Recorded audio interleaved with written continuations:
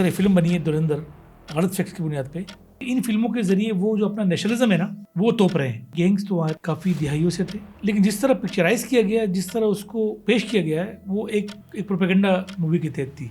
देखिए कराची का तो एक बड़ी एक हिस्ट्री रही है कन्फ्लिक्ट की, और उसके अंदर एक स्टेक होल्डर पाकिस्तान पीपल्स पार्टी भी है। आया रहमान डकैत इतना पावरफुल था जितना उसको दिखाया गया। इसकी जो वायलेंट शक्ल हमें नजर आई वो आई 2005-6 में। रहमान के टाइम में फिर ये हुआ कि थोड़ी सी उसको मिल गई पॉलिटिकल पैटर्नेज। रहमान डकैत एक उसका भाई और एक जो इंडियन एजेंट आया हुआ था। रहमान डकैत तो समझ आता है, जो बाकी दो कैरेक्टर किसको रिफ्लेक्ट कर रहे हैं इस वक्त। ये फिल्म में उसको बहुत ज़्यादा कोई बड़ा चढ़ा के पेश किया है प्रोपेगेंडे के तौर पे। मैं वो नहीं कह रहा हूँ वायलेंस नहीं था, वायलेंस था, लेकिन इस हद तक भी वायलेंस नहीं था कि इसको अब दिखाए। इतना आसान बना दिया गया इस पूरे नेटवर्क को कि राह का एक एजेंट आता है और वो फिर एक इतनी बड़ी ग्रुप का हिस्सा बन जाता है। मुंबई अटैक्स जो थे वो सीधा लिंक किया गया लियारी से। नहीं, वो तो बहुत ज़्यादा कर दिया उन्होंने। लियारी के और मसले बहुत थे, लेकिन ये वाले मसले नहीं थे उनके। लेकिन 13 में जब नवाज शरीफ की पहली हुकूमत आई, डीजी रेंजर थे, उन्होंने अनाउंस किया कि we will bring peace, we bring order back to Karachi. इस मूवी के अंदर हमने बहुत डिफरेंट पाकिस्तान देखा कि वो कराची को तकरीबन 90% उसको वो रिफ्लेक्ट कर रहा था कहीं ना कहीं उस विजुअलाइजेशन के अंदर। रहमान बलोच या रहमान डकैत या उज़ैर बलोच या पीपल्स पार्टी ये ऑपरेट करती थी वहाँ पर।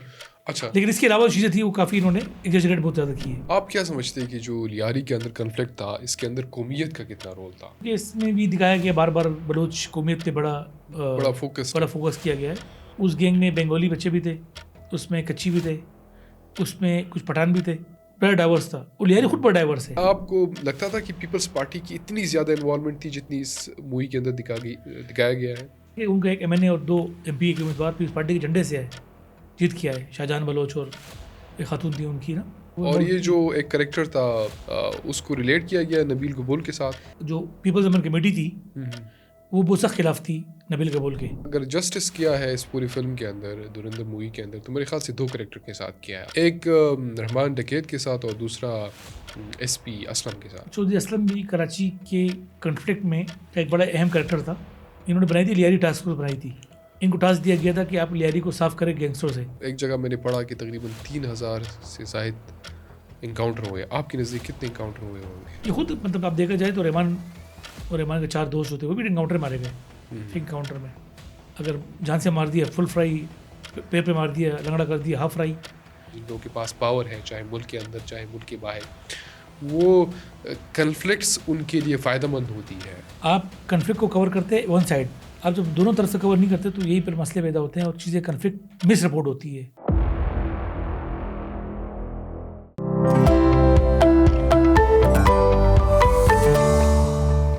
अस्सलाम वालेकुम, वेलकम टू खानकास्ट। मैं हूं सुहेल अज़हर खान। आजकल कुछ सॉन्ग्स और एक मूवी की बहुत ज़्यादा बात हो रही है और वो है धुरंधर मूवी। हम तो अमूमन मूवीज़ पे बहुत कम ही बात करते हैं और कुछ ऐसी चीज़ें जो कि ट्रेंडिंग टॉपिक्स हों उसको अवॉइड करते हैं। लेकिन कुछ चीज़ पे बात करना इसलिए ज़रूरी है कि जब वो आपकी मुल्क की बड़ी हार्डकोर इश्यूज़ को फोकस करे और उसमें एक नया नैरेटिव बिल्ड करने की कोशिश की जा रही हो, तो ये हमारी ज़िम्मेदारी बनती है कि हम उन कन्फ्लिक्ट्स को, उन चीज़ों को रिविज़िट करें और ज़रा हक़ाइक़ जाने और लोगों के सामने रखें कि आया ऐसा था या नहीं था। तो लियारी कन्फ्लिक्ट के ऊपर हम बात करेंगे। और जब लियारी के ऊपर बात आती है तो हमारे कराची के बड़े मोअज़्ज़ज़ जर्नलिस्ट ज़ियाउर रहमान साहब आज हमारे साथ स्टूडियो में मौजूद हैं। ज़िया साहब, आपके वक्त के इंतहा मशकूर हैं। Thank you. ज़िया साहब, आप तो वक्त बेवक्त हम आपको तंग करते रहते हैं। इस वक्त तो आप माशाल्लाह एक बड़े इदारे न्यूयॉर्क टाइम के साथ काम कर रहे हैं, लेकिन इससे पहले आप दी न्यूज़ से वाबस्ता रहे हैं और ये पूरा जो लियारी कन्फ्लिक्ट है इसको बड़ा नज़दीकी के साथ आपने कराची से इसको कवर किया है। इसमें लियारी गैंग का पूरा एक चैप्टर सबको याद है, लेकिन कुछ चीज़ें ऐसी हैं कि हमें थोड़ी सी रिविज़िट करनी पड़ेंगी, क्योंकि जब एक मूवी आती है और वो भी किसी, हमारे यहाँ तो एक दुश्मन मुल्क कहा जाता है भारत को, तो जब वहाँ से आती है और वो पूरा एक प्रोपेगेंडा पैकेज होता है, तो ये हमारी एक ज़िम्मेदारी बनती है कि हम उसको थोड़ा सा जानने की कोशिश करें कि आया ये हकीकत ऐसी थी या नहीं थी। आप बेहैसियत जर्नलिस्ट, आपने एक तो मेरे ख्याल से धुरंधर मूवी देखी है, राइट? आप एज अ जर्नलिस्ट इसको कैसे देख रहे हैं कि मूवीज़ किस हद तक जस्टिफाई करती है एक्चुअल इवेंट्स को? Thank you. ये बड़ी अहम बात की आपने। मैंने इसलिए भी देखी चूँकि एक तो मेरा ताल्लुक भी कराची से है मैंने कवर भी किया है इस सारे गैंग वायलेंस को भी नज़दीक से, तो एक इंटरेस्ट भी था कि देखूं कि है क्या इसमें। अच्छा। तो एक बात तो ये थी कि गैंग्स तो वहाँ थे, काफ़ी दिहाइयों से थे, लेकिन जिस तरह पिक्चराइज किया गया है, जिस तरह उसको पेश किया गया है, वो एक प्रोपेगेंडा मूवी की तहत थी। सही है, अच्छा। मतलब मानता हूँ कि वायलेंस भी था वहाँ पर, ठीक है। लेकिन जो इन्होंने काफ़ी चीज़ें लिंक की है, मतलब कोई बहुत ज़्यादा, मतलब एक चूँकि फिल्म है, ड्रामा है, फिक्शन है सारा, तो उसके अंदर काफ़ी चीज़ों का ताल्लुक हकीकत से नहीं है, लेकिन काफ़ी चीज़ें का ताल्लुक हकीकत से है भी। अच्छा। मतलब फॉर एग्जाम्पल आप ये कह सकते हैं कि रहमान बलोच या रहमान डकीत या उज़ैर बलोच या पीपल्स पार्टी ये ऑपरेट करती थी वहाँ पर, अच्छा। लेकिन इसके अलावा जो चीज़ें थी वो काफ़ी इन्होंने एग्जैजरेट बहुत ज़्यादा की है। अच्छा, उसके उसके ऊपर फर्दर हम आते हैं। आपको क्या लगता है कि एक मुल्क को क्या ज़रूरत होती है एक वॉर प्रोपेगेंडा मूवी बनाने की? देखिए, इस वक्त जो इंडिया में हुकूमत है वो है बीजेपी की, अच्छा। और बीजेपी चूँकि आपको पता है कि एक हिंदुत्व नज़रियात की हामिल एक जमात है जो नेशनलिज्म को बेचकर वो कर रही है। अभी एक फ़िल्म आने वाली है सलमान खान की, गलवान, जो एंटी चाइना है। इसी तरह एक और फिल्म सीरीज़ आई थी अभी 120 बहादुर, वो भी जो 62 की जंग हुई थी इंडिया और चीन की, उस पे है। उसके बाद पाकिस्तान पर काफ़ी फिल्में बनी हैं। तो मेरे ख्याल में इन फिल्मों के ज़रिए वो जो अपना नेशनलिज्म है ना, वो तोप रहे हैं। अच्छा। तो ये उसकी जो एक स्ट्रेटजी है, उनकी जो पार्टी स्ट्रेटजी है कि भाई आप परसीव्ड दुश्मन मुल्कों के बारे में फिल्म बनाएं। इससे पहले भी काफ़ी फिल्में आ चुकी है, लेकिन उसका कोई ताल्लुक होता नहीं है हकीकत से। तो ये एक फिल्म है, फिल्में होती है। आपको लगता है कि इस वक्त जो नया वॉरफेयर है, मतलब जो जंग की जो अंदाज बदल चुके हैं, आप समझते हैं कि इस तरह की मूवीज़ बनाना अब एक उसका एक बहुत बड़ा हिस्सा बन चुका है इस तरह की? बिल्कुल, मैं समझता हूँ कि ये उसी वॉरफेयर का हिस्सा है। हम्म। और जो जिस तरह फिल्में आ रही है, हम्म। ये आ रही है, इसके बाद और भी आने वाली है, तो ये उसी का हिस्सा है कि जो एक तो उस जो बीजेपी की हुकूमत की एक पॉलिसी है, उसी कंटिन्यूशन है ये। अच्छा।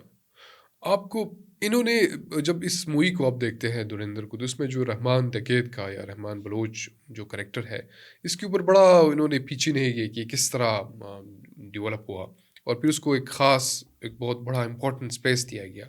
आया रहमान डकैत इतना पावरफुल था जितना उसको दिखाया गया, और इसकी जो इमरजेंस थी ख़ासकर रहमान डकैत की, ये हुई कैसे, सामने कैसे आया?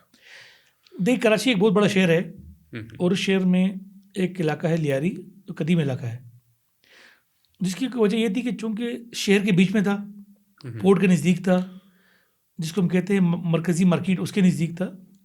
तो छोटे मोटे गैंग काफ़ी अर्से से ऑपरेट कर रहे हैं, 80s में भी थे, 90s में भी थे। इसकी जो वायलेंट शक्ल हमें नज़र आई, हम्म। वो आई 2005-6 में, या अच्छा। इससे पहले। फिर जब रहमान के टाइम में फिर ये हुआ हम्म। कि थोड़ी सी उसको मिल गई पॉलिटिकल पैटर्नेज, चूँकि उस वक़्त के जो हालात थे उसमें, अब इनका होल्ड तो था लियारी में। ठीक है। फिर ये मारा गया एनकाउंटर में चौधरी असलम के हाथों। हम्म। उसके बाद जो उज़ैर बलोच आए, और नाम चेंज कर दिया, पीपल्स अमन कमेटी रख दिया। फिर पीपल्स अमन कमेटी ने अपने आप को पॉलिटिकल आर्म के तौर पर इंट्रोड्यूस कराया। पाकिस्तान पीपल्स पार्टी की मजबूरी थी कि इनके पास सपोर्ट भी है, पावर भी है, तो उन्होंने भी सपोर्ट करना शुरू किया इसको।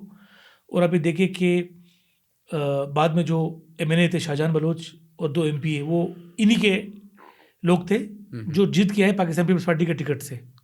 तो यहाँ तक तो बिल्कुल सही है। पीपल्स पार्टी क्या वजूहत थी सपोर्ट करने की? पीपल्स पार्टी की वजह ये थी कि एक तो लियारी में उसको अपना सिक्का जमाना था, और साथ साथ उनको निकलना था लियारी से ओल्ड सिटी एरिया में MQM को काउंटर करने के लिए। अच्छा। तो दूसरा राइवल गैंग था, उसको भी किसी न किसी तरीके से फिर MQM की सपोर्ट थी, अर्शद पप्पू वालों की। तो ये एक पॉलिटिकल लड़ाई, कुछ क्रिमिनल ग्रुप्स, इनसे सारा ये बन गया, फिर गैंग वायलेंस बन गया लियारी का, जिसने काफ़ी अरसे तक 2013-14 तक ये इलाका बड़ा उसका शिकार रहा बदअमनी का। अब और इसके अंदर फिर हम देखते हैं कि जब 2013-14 में कराची में ऑपरेशन शुरू हुआ, उसके अंदर MQM, तालिबान, फिरकापरस्त ग्रुपों के साथ साथ लियारी गैंग को भी टारगेट किया गया। एक चीज़ मैं बताना चलूँ कि जो बड़ा वायलेंस हुआ, वो जब गैंग खुद टूटा, पीपल्स अमेन कमेटी, अच्छा। बाबा लाडला और उसे बलोच के माबेन, उससे बहुत सख्त वायलेंस हुआ। और उस वायलेंस के तहत एक मार्केट है, झटपट मार्केट, जहाँ पर ख़वातीन जाती है कपड़े लेने के लिए, सब्ज़ी लेने के लिए। उस वायलेंस के दौरान उस मार्केट में काफ़ी ख़वातीन और बच्चे मारे गए, जिसके बाद लोगों ने बड़ा रिएक्ट किया। अच्छा, और उसके बाद हम देख रहे हैं कि प्रश्न शुरू के बाद या तो सारे मारे गए या सारे फिर भाग गए या अरेस्ट है। इसमें जो 3 मेन कैरेक्टर दिखाए गए ना, एक तो वो जो रहमान डकैत, एक उसका भाई, और एक जो इंडियन एजेंट आया हुआ था, वो जो है रणवीर सिंह। इन जो रहमान डकैत तो समझ आता है, जो बाकी 2 कैरेक्टर किसको रिफ्लेक्ट कर रहे हैं इस वक्त? यार मेरे ख्याल में वो चीज़ अब इन्होंने फिर यहाँ पर काफ़ी एक्स्ट्रा कर दिया है। अच्छा। जहाँ हम कहते हैं डंडी मारी है ना, वहाँ डंडी मारी है। अच्छा। अभी एक लोकल एक लॉ एंड ऑर्डर का मसला था, जब स्टेट ने चाहा तो कंट्रोल भी हो गया, सही है। तो इससे आगे फिर उन्होंने क्या किया कि फिल्म में उसको बहुत ज़्यादा कोई बड़ा चढ़ा के पेश किया है प्रोपेगेंडे के तौर पे। उसको भी बड़ा जो ऑलरेडी भी जो वायलेंस था, मैं वो नहीं कह रहा हूँ वायलेंस नहीं था, वायलेंस था, लेकिन इस हद तक भी वायलेंस नहीं था कि इसको अब दिखाए। लेकिन ये रहमान डकैत की जो बाकी साथी थे, उनकी प्रोजेक्शन उस तरह नहीं हुई मेरे ख्याल से। वो बाकी लोग थे और वो मेरे ख्याल से इस तरह की कोई कैरेक्टर्स नहीं थे जिस तरह दिखाया गया है। नहीं, अब देखे ना कि जब रहमान डकैत मारा गया तो उसकी जगह उसे बलोच गैंग का सरबराह बना, पीपल्स अमेन कमेटी का, सही है। और जो दूसरा वो था कैरेक्टर था, वो अर्शद पप्पू था, जिसको फिर इस ग्रुप ने मार के और उसकी बुरी तरह मारा, उसकी फिर मतलब लाश की बरामदी भी की। अच्छा। तो काफ़ी चीज़ें थी, लेकिन अगेन मैं कह रहा हूँ कि आप कुछ वाक़यात को लेके, कराची के एक नेबरहुड के वाक़यात को लेके आप इतनी बड़ी मूवी बना रहे हैं, जिसके अंदर आप उसको बता रहे हैं कि इसका ताल्लुकात मतलब किस एजेंसी से है और पता नहीं क्या क्या कर रहे हैं, और आपने लिंक कर दिया उसको, पता नहीं कहाँ से लिंक कर दिया, तो वो फिर वो आती है, फिर प्रोपेगेंडे में आती है। आप ये समझते हैं कि मतलब इतना आसान बना दिया गया इस पूरे नेटवर्क को कि रा का एक एजेंट आता है और वो फिर एक इतनी बड़ी ग्रुप का हिस्सा बन जाता है, और वो भी अचानक से कुछ सालों के अंदर, और उसके बाद इतनी बड़ी कार्रवाई अगर कोई मुल्क दूसरे मुल्क में करता हो तो वो यहाँ से मतलब ऑपरेट हो रही हो। इतना कमज़ोर तो किसी मुल्क का भी नेटवर्क नहीं हो सकता अगर कोई करे भी किसी मुल्क के अंदर। नहीं, मैं कह रहा हूँ कि देखिए, एक पाकिस्तानी रियासत है, हम्म 2013 तक चूँकि एक पॉलिसी चली थी मोहम्मद की, लेकिन 13 में जब नवाज शरीफ की पहली हुकूमत आई और उस वक्त के जो डीजी रेंजर थे, उन्होंने अनाउंस किया कि we will bring peace, bring order back to Karachi. हम देख रहे हैं कि जितना लॉ एंड ऑर्डर ख़राब था पूरे शहर का, काफ़ी हद तक वो कंट्रोल में आया। चाहे वो तालिबान ग्रुप थे, चाहे वो MQM या दूसरे वायलेंट ग्रुप थे, चाहे वो फरकार परस ग्रुप थे, चाहे वो लियारी गैंग्स थे। तो आप देखिए ना, वो लोग कहाँ हैं, या वो मारे गए, या वो बंद है, या फिर वो अंडरग्राउंड है। आप क्या समझते हैं कि जो लियारी के अंदर कन्फ्लिक्ट था, इसके अंदर कौमियत का कितना रोल था? अच्छा, कौमियत का तो इतना रोल नहीं था, क्योंकि इसमें भी दिखाया गया बार बार बलोच कौमियत पे बड़ा फोकस किया गया है, चूँकि गैंग मिक्स था। उस गैंग में बंगाली बच्चे भी थे, उसमें कच्ची भी थे, उसमें कुछ पठान भी थे, सही है। तो ये बड़ा डाइवर्स था, और लियारी खुद बड़ा डाइवर्स है। अच्छा। लियारी के अंदर बलोच आबादी है, लेकिन लियारी के अंदर कच्ची आबादी बहुत बड़ी है। लियारी के अंदर उर्दू स्पीकिंग कम्युनिटी बहुत ज़्यादा रहती है बिहार कॉलोनी में। लियारी के अंदर पश्तून काफ़ी रहता है, गुलिस्तान कॉलोनी मीरा नाका में। मियाँवाली की बहुत बड़ी आबादी रहती है, शुरू से बहुत कदीम लोग हैं वहाँ पर। तो लियारी बहुत डाइवर्स है एथनिकली, तो ऐसे भी नहीं है कि आप उसको बिल्कुल लिंक करें बलोच कम्युनिटी के साथ। और उनको बलूचिस्तान की कन्फ्लिक्ट के साथ कनेक्ट करना भी बहुत बड़ी ज्यादती है क्योंकि वैसे। ये चीज़ है कि गैंग्स का कोई ताल्लुक नहीं था बलूचिस्तान कन्फ्लिक्ट से। हम ये कह सकते हैं कि कोई हो सकता है कि स्टेट की पॉलिसी हो, उस वक्त गैंग को सपोर्ट इसलिए किया गया कि जो वो एलिमेंट है, सेपरेटिस्ट एलिमेंट है, वो ना आ जाए। अदरवाइज इनको कोई लिंक नहीं था इनका बलूचिस्तान के कन्फ्लिक्ट से। आपको क्या लगता है कि रियासत क्यों सोती है जब इस तरह की कन्फ्लिक्ट बनते हैं? फॉर एग्जांपल अब एक कच्चे के डाकू है ना, उसके ऊपर काबू पाना रियासत के लिए मतलब इतना मुश्किल काम तो नहीं है, लेकिन उसको छोड़ा जा रहा है। रियारी कन्फ्लिक्ट 2000 से पहले से इसकी फुटप्रिंट्स थे, फिर 12 में ये डिसीजन क्यों लिया गया? इससे पहले इसके ऊपर क्यों काम नहीं किया गया? नहीं, ये बड़ी अहम बात है। हम तो खुद कराची में पले बड़े, 2007 से लेकर 13 तक बहुत बड़ा वायलेंस था, और जितने स्टेक होल्डर थे, जितनी सियासी पार्टियाँ थी, सब इन्वॉल्व थे। अच्छा। 2008 से लेकर 13 तक जो हुकूमतें थी, MQM पीपल्स पार्टी, ANP, सब इन्वॉल्व थे। तो आपकी बात सही कि स्टेट क्यों लेट ख्याल आती है, कोई बड़ा वाक़या हो जाए फिर क्यों ख्याल आता है। तो जैसे कच्चे की अपनी मिसाल थी डाकुओं की, ना कच्चा अफगानिस्तान के बॉर्डर पे, ना ईरान के बॉर्डर पे एक प्रॉपर एक सिंध बलूचिस्तान, सिंध पंजाब का जो बॉर्डरिंग इलाका है, वहाँ पे शुमाली सिंध और जनूबी पंजाब। स्टेट चाहे, स्टेट के पास पावर है, स्टेट के पास लोग है, स्टेट के पास मशीनरी है, हेलीकॉप्टर है, ड्रोन्स है, अगर स्टेट चाहे तो कर सकती है। तो ये है कि पता नहीं क्यों नहीं करती है। यही चीज़ हम देखते हैं स्वात में, 2 साल तक छोड़ा फिर आके ऑपरेशन किया, ख़त्म किया। तो ये स्टेट की जो ना करना जो, ये भी बड़ा सवाल है। ये उस तरह है जिस तरह ये ब्यूरोक्रेसी नहीं जाती है ना किसी जगह पे, तो सबसे पहला काम वो करती है तजावुज़ात के खिलाफ ऑपरेशन। हाँ, और वो कुछ दिन के लिए वो कैमरा तस्वीरें करके फिर साइड पे बिल्कुल, हो जाते हैं, और वो फिर उसके बाद हो रही होती है, वो देख रहे होते हैं। मेरे ख्याल से कच्चे के डाकू के ऊपर जब इंडिया कोई फिल्म बनाएगा तब हमें पता चलेगा कि ये कितना इंपॉर्टेंट है। हालांकि कच्चे के डाकू बैठे हुए हैं कच्चे में, बिल्कुल। लेकिन वो दीर और सवात और पेशावर और पता नहीं कराची और कहाँ कहाँ मुल्क के कोने कोने से लोग अगवा करके और उनसे फिर वो पैसे नहीं, वो कच्चे में ऐसा होता है कि हर साल एक बड़ी अनाउंसमेंट होती है पंजाब और सिंध गवर्नमेंट की तरफ से कि इस बार ऑपरेशन हो रहा है, इतने पैसे लगा दिए हमने, फिर खामोश हो जाते हैं। अब तो मोटरवे पर निकल आते हैं रात को, दिन में लोग अगवा करते हैं। तो बड़ा सीवियर मसला है, ये भी एक लॉ एंड ऑर्डर का मसला है। मसला ये है कि हम जो दूसरी लोगों में बात करते हैं जो खैबर पख्तूनख्वा के मोटरवेज के ऊपर घूम रहे हैं, वो फिर एक लंबी डिबेट हो जाएगी। Back to the Dhurandhar movie, आप इसको कैसे देख रहे हैं कि एक पॉलिटिकल पार्टी, खासकर पीपल्स पार्टी जैसी पार्टी, और उसको किस तरह उस फिल्म के अंदर फिल्माया गया, मतलब उसको कनेक्ट किया गया जरदारी के साथ। इवन बेनज़ीर की तस्वीरें उसकी रिप्लिकेट करती हैं कि उस तरह की झंडे और नाम शाम में शायद चेंजेस हो उसमें। लेकिन आपको लगता था कि पीपल्स पार्टी की इतनी ज़्यादा इन्वॉल्वमेंट थी जितनी इस मूवी के अंदर दिखाया गया है? देखिए, अब इंटरनेट का दौर है, काफ़ी लोगों ने किताबें लिखी है, रिसर्च किए हैं, आर्टिकल्स छपे हैं। अब जो भी धुरंधर की जो वो बना रहे थे, क्या कहते हैं उसको, हम फिल्म लिख रहे थे, फिल्म्स बना रहे। तो बड़ी मालूम होती है कि कैसे उनके प्रोग्रामों में पीपल्स पार्टी के रेडियो जाते थे, सारे बैठते थे वहाँ पर। सही है। अगेन मैंने आपसे कहा कि उनका एक एमएनए और 2 एमपी के उम्मीदवार पीपल्स पार्टी के झंडे से है, जीत किया है, शाहजहान बलोच और एक खातून थी उनकी ना। अच्छा। तो ये इनका ताल्लुक कोई छुपा तो नहीं था, तो वो काफ़ी हद तक तो उन्होंने इन्वॉल्वमेंट मतलब थी। वो और involve ये थी। जो एक करेक्टर था पीपल्स, मतलब वो जो पॉलिटिकल पार्टी का शो किया गया, उसको रिलेट किया गया नबील कबूल के साथ। ऐसा लग रहा है कि क्योंकि एमएनए वही थे, अच्छा। तो उनसे टिकट लेके शाहजहां बलोच आ गए थे, तो फिर उसने बिल्कुल नाराज़ भी होकर चले गए थे एमक्यूएम में, उनको फिर वहाँ से एमएनए बन गए थे किसी और हल्के से। तो वो तो जब अमन कमेटी टूटी है, ख़त्म हुई है ऑपरेशन के बाद, तो फिर नबील कबूल दोबारा पीस पार्टी में शामिल हुए। तो क्या जो रोल पॉलिटिकल पार्टी का या पॉलिटिशियन का दिखाया गया उस फिल्म के अंदर, क्या नबील कबूल का उस तरह का रोल था? उस तरह का रोल तो नहीं था, लेकिन ये था कि जो पीपल्स अमन कमेटी थी वो बहुत सख्त खिलाफ थी नबील कबूल के, अच्छा। और उसी वजह से नबील कबूल पार्टी छोड़ के भी गया, एमक्यूएम में चले गए। और जब ये गैंग टूटा तो वो वापस आए। 2018 में तो बिलावल भुट्टो खुद खड़े थे इलेक्शन में, हार गए थे, 3rd नंबर पे आए थे, सेकंड टीएलपी आई थी, पीटीआई का उम्मीदवार जीत गया था।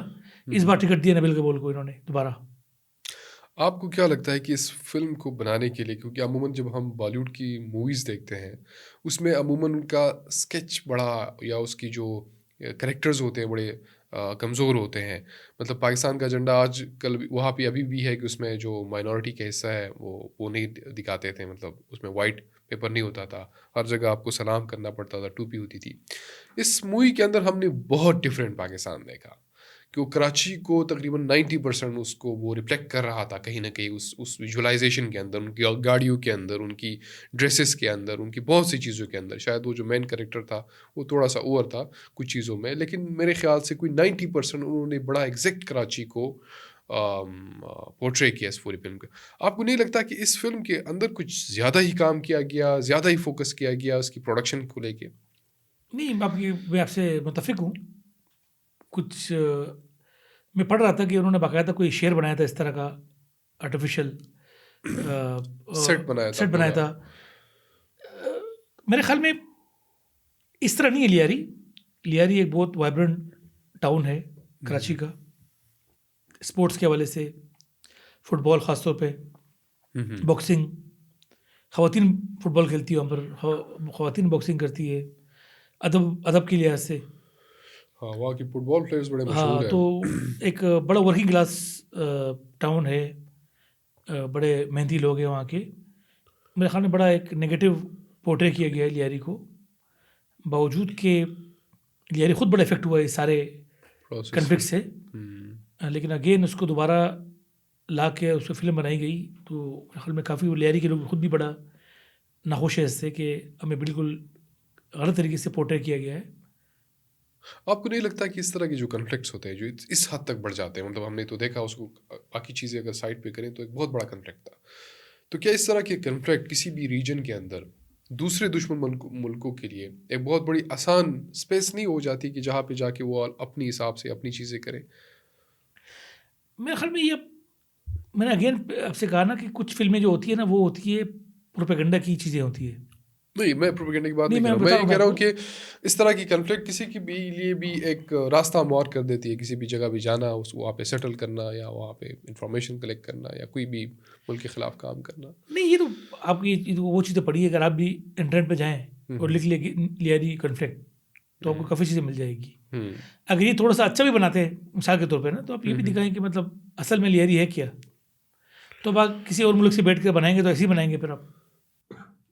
एक तरफ पीपल्स पार्टी का एक इमेज है यहाँ पे, एक बहुत बड़ा इमेज, और वो ये है कि वो आम आवाम की पार्टी है।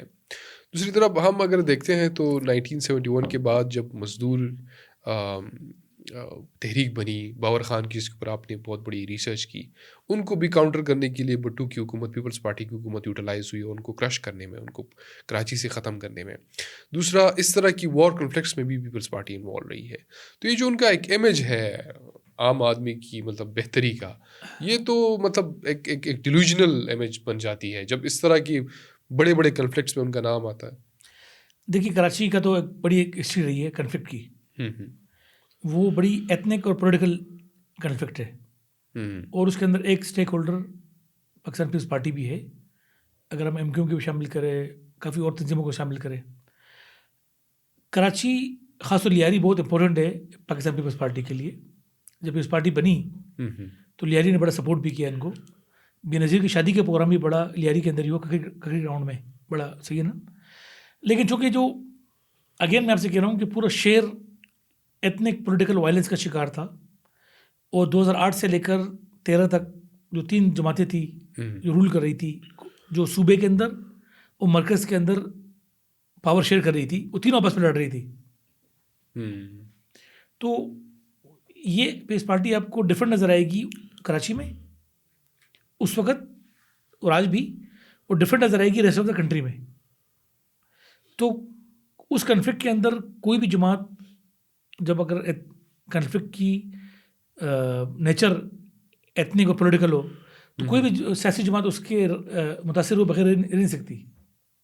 अच्छा, और मेरे ख्याल से इसमें फिर कौमियत को भी बहुत बुरा इस्तेमाल बिल्कुल किया बिल्कुल गया बिल्कुल मुख्तलिफ लोगों की जानिब बिल्कुल। से, और उसके बड़े ख़तरनाक नताइज सामने आए। ये जो 6, 7, 8 साल थे, ये बहुत बुरे थे, जिसमें दिन में 100 लोग मारे जाते थे एथनिक बुनियादों पे।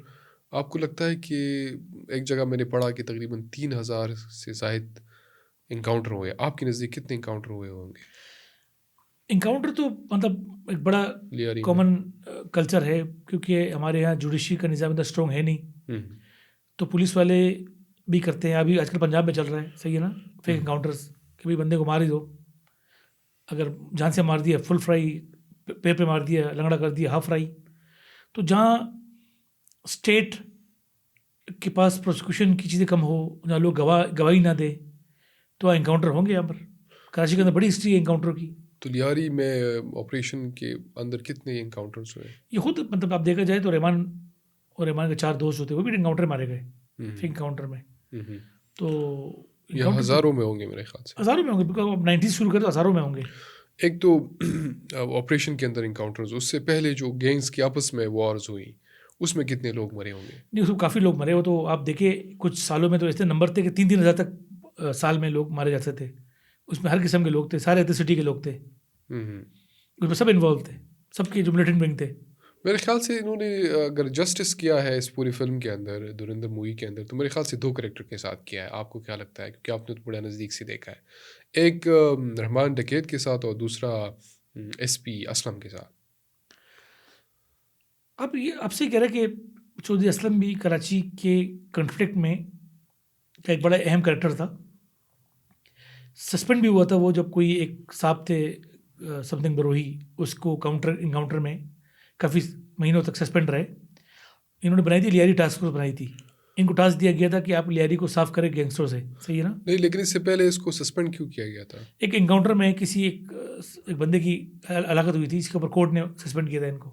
अच्छा, और हाँ। फिर बाद में जब लाया गया तो जिस तरह मूवी में दिखाया गया कि इसके लिए अलग टास्क फोर्स बनाया गया। लियारी टास्क फोर्स थी, और उसको मतलब चूंकि उसका एक बहुत बड़ा इंटेलिजेंस नेटवर्क था एसपी का अपना। अपना, क्योंकि वो पुराना पुलिस अफसर था, और कराची में MQM हो, तालिबान हो, फिरका परस्त तंजीमें हो, लियारी के गैंग्स हो, तो उसको काउंटर करने में बड़ा रोल है उसका। कंट्रोवर्शियल बड़ा था, उसने भी बड़े फेक इनकाउंटर किए, लेकिन उसका एक बड़ी उसकी रोल रहा है उसका। फिर बाद में मारा भी गया तहरीक तालिबान पाकिस्तान के खुदकुश हमले में।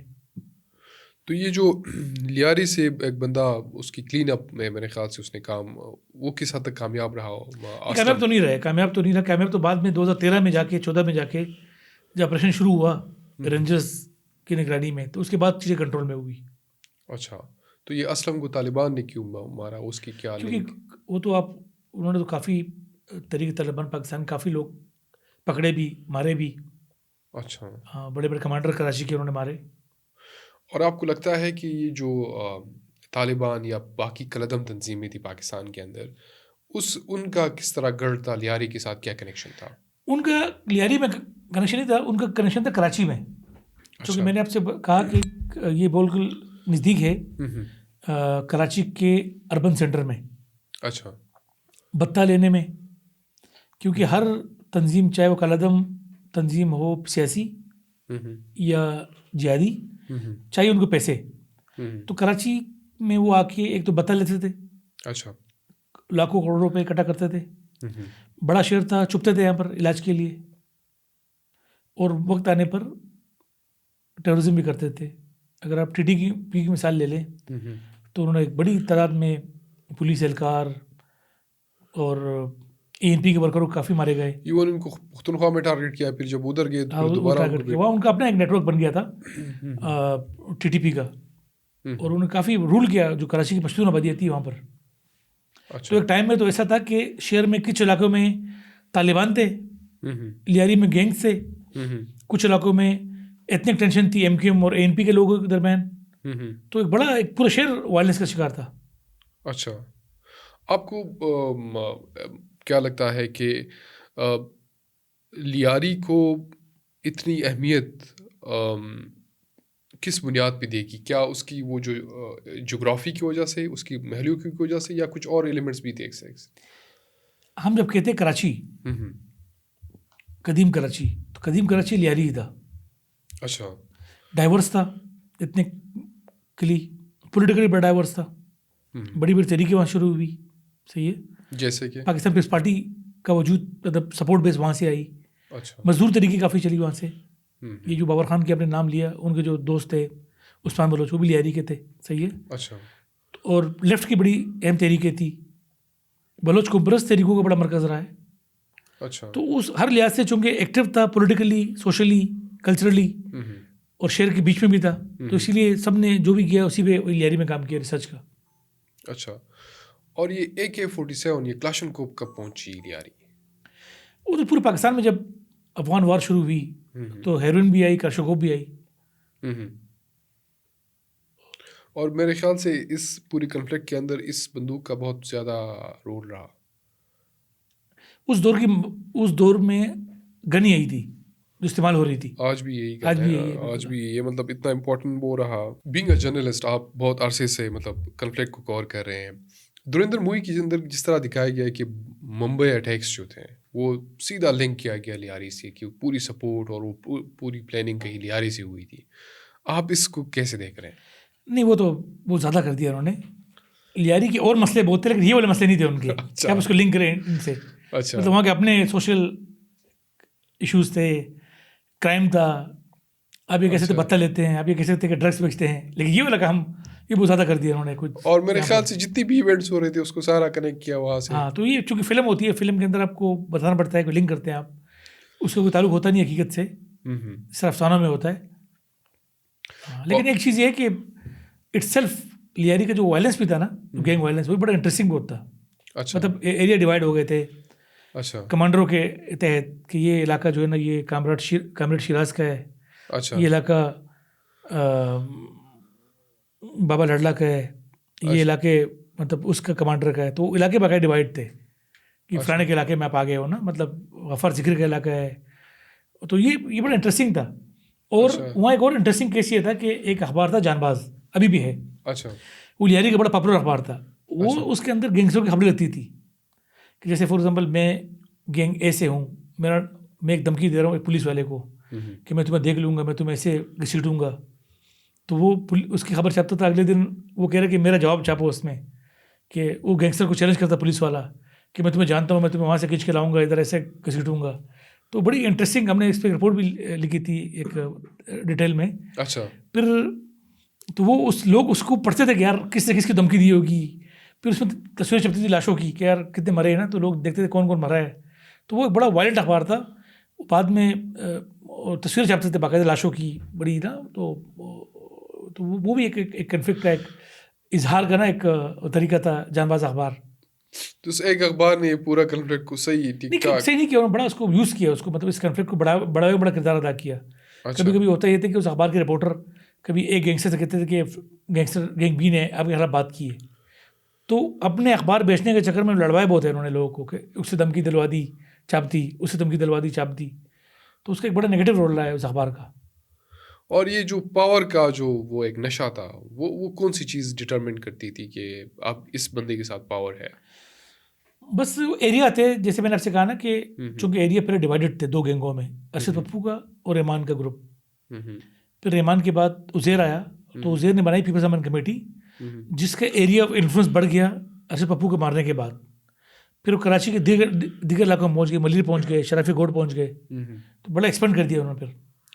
और ये जो और दूसरी बात ये थी कि लोकली वो अपने आप को डिस्क्राइब करते थे एज अ चैरिटी। अच्छा। मतलब आप देखें तो आम लोग बड़े खुश भी थे। हम्म। वो रॉबिन हुड वाला चक्कर उनका था कि भाई वहाँ से लिया, गरीबों बांटा, फीसें भर दी, और मतलब कोई खैराती काम कर दिए, कोई स्कूल चला दिए। तो एक तरीके से लोग बड़े खुश भी थे उनसे, लोकल जो लोग थे। लेकिन जो कम्युनिटी हिट हो रही थी, जैसे कच्ची कम्युनिटी थी पड़ोस में, हाँ। जो काफ़ी कारोबारी लोग हैं, कच्ची मेमन कम्युनिटी, हम्म। वो बड़े इफेक्ट हुए। उनको लियारी छोड़ना पड़ा, वो दूर दूर गए, बदीन गए, कोकरापार गए रहने के लिए। अमन आए फिर वापस आए। अच्छा। तो बड़ा एक इंटरेस्टिंग थी और बड़ा कॉम्प्लिकेटेड उसका पिक्चर था, जो इस फिल्म के अंदर उस तरह नहीं दिखाई गई। लेकिन अगेन स्टेट का फेलियर था कि इतने साल वो वायलेंस चला, जैसे आपने मिसाल दी हम्म। कि अगर स्टेट चाहे तो कंट्रोल कर सकती है। वो बिल्कुल एक ऑर्डर्ड डिसऑर्डर था। और आपको क्या लगता है कि ये जितनी भी आप कह रहे थे चैरिटी मॉडल पे था या इस तरह की जो भी चीज़ें लियारी के अंदर हुई थी, ये इंस्पायर्ड कहाँ से थे? ये बॉलीवुड की मूवी से तो इंस्पायर्ड नहीं थे। बस मेरे ख्याल में बस कुछ बॉलीवुड की मूवी, कुछ मतलब क्योंकि बैकग्राउंड नौजवानों का में भी पाकिस्तान में इस तरह की गैंग्स वार्स नहीं रही है किसी भी शहर के रही अंदर। है, थोड़ी सी रही है, लाहौर में रही है, इस लेवल अच्छा। पे नहीं रही, लाहौर में काफ़ी रही है। टिपू ट्रका वाला बड़ा मशहूर गैंगस्टर थे। लेकिन कराची के अंदर बड़ा ऑर्गेनाइज ये था, लियारी के इलाके के अंदर। और मेरे उसके ख्याल अंदर से वो होता है एक्सटॉर्शन, ड्रग्स, काफ़ी चीज़ें इन्वॉल्व हो गई थी। क्योंकि अर्बन सेंटर जहाँ भी हो, मुंबई हो वहाँ भी होते हैं, ढाका के अंदर भी होते हैं, तो बड़े अर्बन सेंटर लंदन में होते हैं, न्यूयॉर्क में होते हैं। तो ये अर्बन फिनोमेना होते हैं गैंग्स। अच्छा। और ये जिस तरह इनको कहा गया कि ना एक उस धुरंधर मूवी में एक डायलॉग है कि अगर आपका लियारी के ऊपर कब्जा हो गया तो आपका कराची के ऊपर कब्जा होगा, अगर कराची कब्जा हो गया तो पाकिस्तान के ऊपर आपकी। बस उसके मेरे हाल में मैं वो नहीं कर रहा, लेकिन लियारी का मतलब ये था कि आपकी एक्सेस नज़दीक थी सेंट्रल डिस्ट्रिक्ट बिजनेस, मतलब जहाँ पूरे शहर का कारोबार है। एक अच्छा। छोटी सी दुकान होगी, उसमें अरबों रुपयों का करोड़ों का कारोबार होगा। होलसेल मार्केट वहाँ थी, पोर्ट वहाँ पर था, स्टॉक एक्सचेंज वहाँ पर था। तो जितने भी कारोबार होता था उसी इलाकों में होता था। अच्छा। तो it is very easy for them, जाके आप किसी को धमकी दें, बत्ता लें उनसे ना। ठीक है। और ये जो इनके पास सारा लेन देन पैसों में होता था या कुछ और एलिमेंट भी यूज़ होता है इस और तरह? मेरे ख्याल में पैसे ही थे मेनली, कुछ अच्छा। ड्रग्स भी था, लेकिन पैसे थे मेन, एक्सटॉर्शन थी मेनली। और यहाँ से बाकी कंट्रीज के अंदर स्मगलिंग वाले एलिमेंट भी स्ट्रांग था? ये इतना नहीं था, ये बिल्कुल एक लोकल फिनोमेना था, एक अच्छा। Local home ground crime scene था, ऑर्गेनाइज क्राइम था बेसिकली। और ये जितनी भी गैंगस्टर्स थे, ये सारे आउटसाइडर्स थे या कराची से ज़्यादा? अपने इसी मोहल्लों के थे, यहीं अच्छा। पले बड़े, इसी मोहल्ले के बच्चे थे सारे, अच्छा। और कोई बाहर से कोई नहीं आया, यहीं के लोग थे सारे। और डोमिनेंट कौमियत कौन सी थी इसके अंदर? यार इसके अंदर हम कह नहीं सकते कि कौन थी, सब थे इसमें, लेकिन मिक्स थे, सब थे इसमें। आपको धुरंधर मूवी के अंदर कौन सी ऐसी चीज़ अच्छी लगी कि उन्होंने बड़ी अच्छी उसको फिल्माया है लियारी के हवाले से? मेरे ख्याल में कोई अच्छी चीज़ थी नहीं, सब नेगेटिव चीज़ें दिखाई गई है। अच्छा। मतलब आप आपने एक फेस दिखाया, जो दूसरा फेस दिखाया नहीं आपने कि लियारी असल में है क्या। और मेरे ख्याल से ये बड़ा इनजस्टिस है उन लोगों के लिए जो इस पूरी कॉन्फ्लिक्ट में मरे, सफ़र किया उन्होंने, हाँ। सफ़र किया, बच्चे, ख़वातीन, पूरी की पूरी मेरे ख्याल फैमिलीज़। में इसके निस्बत तो अगर आप देखें, जो एक एकेडमिक है निज़र करवानी, हुँ, उसकी डॉक्यूमेंट्री है शेडो लैंड, हाँ। उसमें दिखाया उसने कि 2 कैरेक्टर उसने दिखाए। हुँ, एक साहब है जिनके 4 बच्चे गैंग वायलेंस से मारे गए, बिल्कुल मैंने 2 देखी है। गैंगों के हाथ है और 2 पुलिस वालों के हाथों मारे गए, और एक खातून थी जिसके हस्बैंड रहमान के साथ एनकाउंटर में मारे गए थे चौधरी असलम के हाथों। तब उन्हीं कहानियाँ सुने तो आपको नज़र आता है कि यार कि जो आपने बात की ना कि लोग कितने कितने सफ़र किए लोगों ने, जिनके अपने मरे हैं। हुँ। तो वो एक और डिफरेंट चीज़ है कि आप वो दिखाएं बेसिकली ट्रू इसमें वो डार्क साइड है ना, एक डार्क वो साइड, बिल्कुल। गैंग्स वॉर्स के थ्रू कितने लोग मरे। हाँ, स्टेट उस वक्त खामोश थी, एक वो मुजरिमाना फ़ेल था। दूसरी तरफ पुलिस एनकाउंटर के अंदर फिर लोग मारे गए, फिर उसका बिल्कुल, एक दूसरा सख्त रुख था। लेकिन इस दरमियान जितने भी बच्चे बड़े हुए उनके अंदर जो एक वो साइकोलॉजी ना, वो जो आप जिस डॉक्यूमेंट्री का जिक्र कर रहे हैं उसमें जो करेक्टर है वो ये कहता है ना, वो मोहल्ले से गुजरते हुए कि मैं शायद इन लोगों के लिए एक बंदा नज़र तो आ रहा हूँगा कि एक शख्स है, लेकिन मैं एक लाश, लास्ट बिल्कुल, हाँ, बिल्कुल, क्योंकि मेरे बिल्कुल, 4 बिल्कुल, बच्चे बिल्कुल, इसी कन्फ्लिक्ट में मारे गए। मरे और वो कुछ उसके जो बच्चे हैं वो ड्रग्स क्या यूटिलाइजेशंस में थे। तो ये जो ड्रग्स और माफियाज का ये जो नेटवर्क है, ये फिर इसका कोई वो नहीं होता, बिल्कुल। ये बड़ी खतरनाक चीज़ है। बस अगेन वही मैं कह रहा हूँ कि स्टेट का भी एक रोल रहा है इसमें। स्टेट खामोश रही, स्टेट देखती रही, हम्म, स्टेट किसी न किसी तरीके से इन्वॉल्व भी थी क्योंकि खुद बेनिफिशियरी थी इसकी। हम्म, लेकिन जब एक टाइम आया चीज़ें लिमिट से आउट हो गई, इन्वेस्टर नहीं आ रहा था नया कराची में इन्वेस्ट करने के लिए, हम्म। तो देन स्टेट टुक एक्शन, और फिर देखे आप काफ़ी चीज़ें ऑर्डर में आ गई है, हत्ता कि मसाइल का जड़ ख़त्म नहीं हुई लेकिन एक ऑर्डर में आ गए।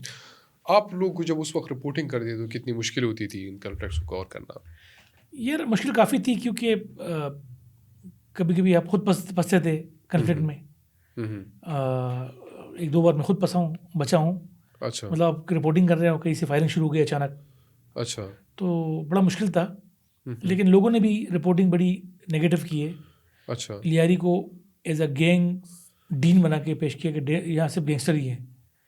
आपने लियारी के म्यूज़िक को नहीं बताया, लियारी के कल्चर को नहीं दिखाया, लियारी के लेबर मूवमेंट्स को नहीं दिखाया, लियारी की एकेडमिक्स को नहीं दिखाया, लियारी में स्पोर्ट्स को नहीं दिखाया।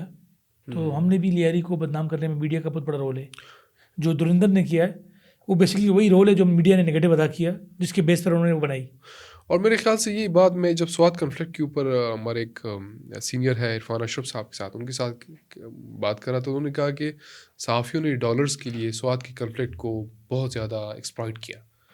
तो आपको नहीं लगता कि ये जर्नलिस्ट अपनी स्टोरी को बनाने के लिए किसी भी इशू को ओवर एग्जाजरेट करके उसमें और फ्यूलिंग कर जाते हैं सिर्फ इसलिए कि मेरी स्टोरी जो है वो छप जाए? कि ये बड़ा मसला है। कराची का वायलेंस उस तरह कवर नहीं हुआ। बस कराची का वायलेंस कवर हुआ पुलिस के लेंस से कवर हुआ अच्छा। कि पुलिस जो बता रही है आप वही करें। आप लाके लोगों से मिले, लोग क्या कह रहे हैं। और मेरे ख्याल से अब जो लोग बेगुनाह उसमें मरे, और मेरे ख्याल से हज़ारों की तादाद में बिल्कुल होंगे, होंगे, बिल्कुल, और वो मेरे ख्याल से अब एक खामोश हकीकत है, अब उसके ऊपर कोई बात नहीं करता। बिल्कुल, लेकिन अगर इस मुल्क के अंदर मीडिया आज़ाद होता और कुछ जर्नलिस्ट होते और कुछ इस तरह चीज़ें होती तो शायद वो कहानियाँ कभी भी खामोश नहीं होती, बल्कि बिल्कुल, आज उनके ऊपर फिल्में बननी चाहिए थी बिल्कुल, कि बिल्कुल, शायद वो, या उन इंस्पायर्ड स्टोरीज़ के अंदर कि वो कन्फ्लिक्ट के अंदर रहते हुए वो पॉजिटिव रहे। बिल्कुल, और मेरे ख़्याल से ये इंडियंस और बाकी लोगों के लिए भी है, चाहे पाकिस्तान में या कोई और, कल के लिए लिहारी जाए तो लिहारी के साथ वो जुल्म ना करे जो ऑलरेडी उसके साथ हुआ है, जो रियासत ने किया है, जो गैंग्स ने किया है। आप भी जाके अपनी प्रोपेगेंडा को वो क्या कहते हैं इस्टेब्लिश करने के लिए लिहारी का इस्तेमाल कर रहे हैं, बिल्कुल, और लिहारी की जो लोग थे जिनकी कोई आइडेंटिटी थी, जिनकी कोई ज़िंदगी थी, उसको और मज़ाक कर देते हैं। तो मेरे ख़्याल से ये जो पावर कॉरिडोर्स हैं, जिन लोगों के पास पावर है, चाहे मुल्क के अंदर चाहे मुल्क के बाहर, वो कन्फ्लिक्ट्स उनके लिए फ़ायदेमंद होती है बनिस्बत ये कि वो कन्फ्लिक्ट्स जो हो उनको रिजॉल्व किया जाए। और मेरे ख्याल से इस मुल्क के अंदर भी और बाकी मुल्कों के अंदर कन्फ्लिक्ट्स बनाए जाते हैं। यही वजह है कि असल में जब आप रिसर्च नहीं करते हैं, आप लोगों से नहीं मिलते हैं, आप जाते नहीं हैं फील्ड में, आप कन्फ्लिक्ट को कवर करते हैं वन साइड, सही है। आप जब दोनों तरफ से कवर नहीं करते तो यही पर मसले पैदा होते हैं और चीज़ें कन्फ्लिक्ट मिस रिपोर्ट होती है, और मिस रिपोर्ट होने का या गलत रिपोर्ट होने का बड़ा नुकसान होता है। जिस तरह फिल्म बनी है धुरंधर, एक फैक्ट्स, मतलब गलत फैक्ट्स की बुनियाद पे, वो नहीं कह रहा कि गैंग का प्रेजेंस नहीं था, गैंग्स थे, गैंग्स भी थी, पॉलिटिकल पार्टीज भी थी, सब लेकिन कुछ जिस था। तरह पेश किया गया वो गलत था। लेकिन ये गलत था कि यहाँ से ही पूरा हाँ, सही मुंबई कहा, अटैक्स और बिल्कुल, पता नहीं क्या क्या क्या क्या क्या हुआ। बस ये है कि अल्लाह करे इस मुल्क के अंदर और कन्फ्लिक्ट्स ना हो जी। और किस तरह की मूवीज़ ना बने। हम आपके बड़े मशकूर हैं कि आपने वक्त दिया हमें और इसको ज़रा हमने खोला इस पूरे प्रोसेस को, ताकि लोगों को ज़रा पता हो ये चीज़ इस तरह भी नहीं है जिस तरह हमेशा कन्फ्लिक्ट्स को दिखाया जाता है। तो आपके वक्त के इंतहाई मशकूर हैं हम, जैसा थैंक यू सर। बहुत शुक्रिया, थैंक यू।